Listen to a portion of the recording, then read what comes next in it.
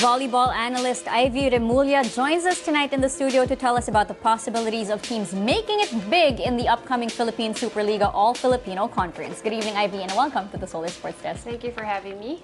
Good evening. All right, the Philippine Superliga expanded, and of course, a very successful draft, if I may add, the very first draft for professional volleyball in the Philippines. And I have to ask you that with the 7 teams now composing the women's bracket for the All-Filipino, what are your thoughts with that number of teams? Is this the right number? Is this the right amount of teams? Is there enough talent for the 7 teams? Should there be more, or did you like the old format when there were less teams? Actually, I think the current format they have right now is, just right. If you want to expand the team, if you want to expand the playing level, so they basically have a very good roster of all the team members here right now. They have a good mix. Most of the teams actually had to swap, move around, which is, I think, also another good step, because a new composition would mean a new playing level for all of these teams.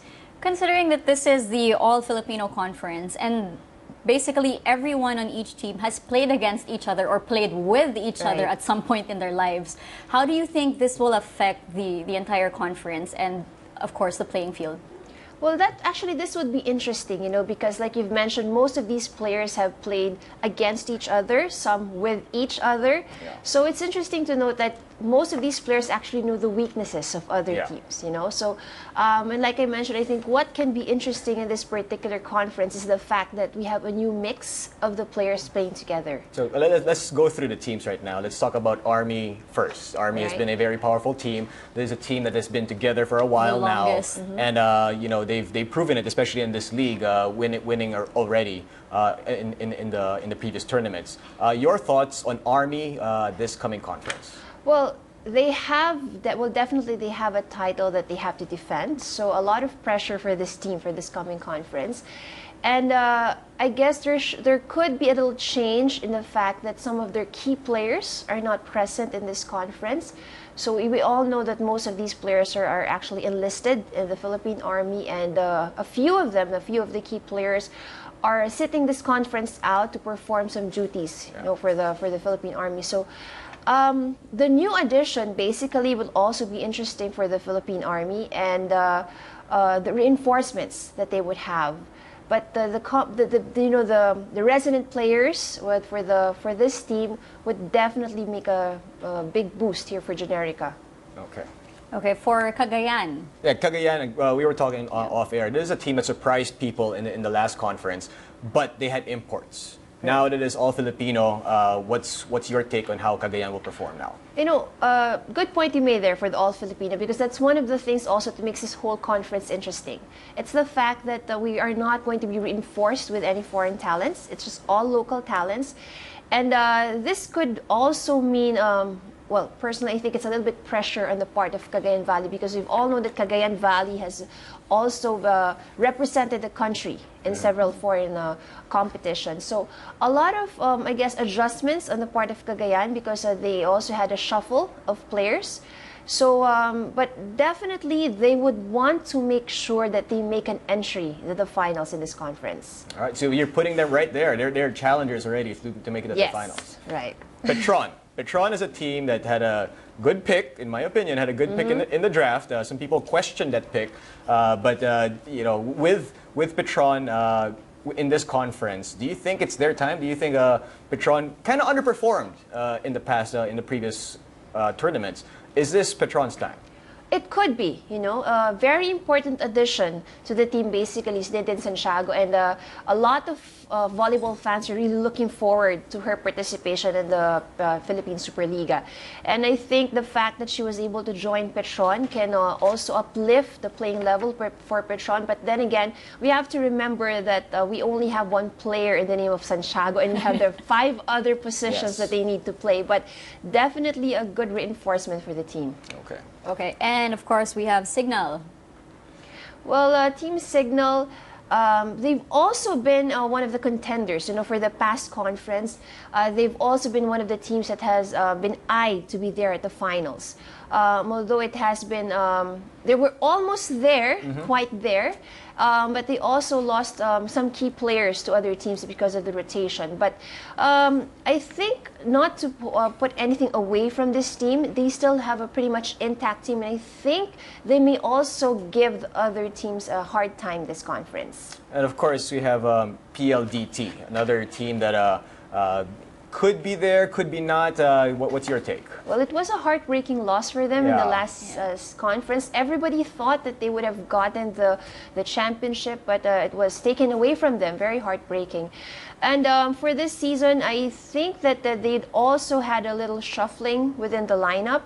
And a few additions of some other, some famous collegiate names like Maruba Natikla is also in the lineup. They have another setter in the lineup in the name of Jem Ferrer. So definitely another strong team that we might watch out for. Could coming up short last year, could that be their battle cry this coming conference? It could be. You know, I definitely, we have a coach, Roger Goroyev. We've all know that he is a very competitive coach. And I'm sure that coming into this season, he wouldn't want a repeat of the last one. Yeah, their men's team did fairly well. Yes, it did. For RC Cola, Well, this one is an entirely reshuffled team. You know, I'm sure all of those who follow the previous PSL would see that almost half of the team, or actually not half, but the entire team was basically, it is a new lineup, and it's basically made up of the current Air Force team.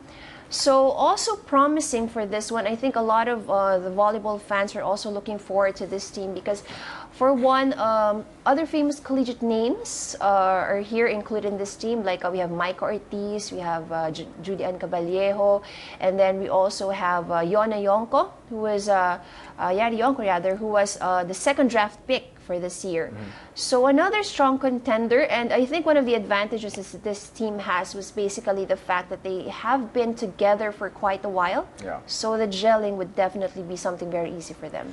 this reshuffling that RC Cola had to go through, again, you said that half of the lineup is basically new.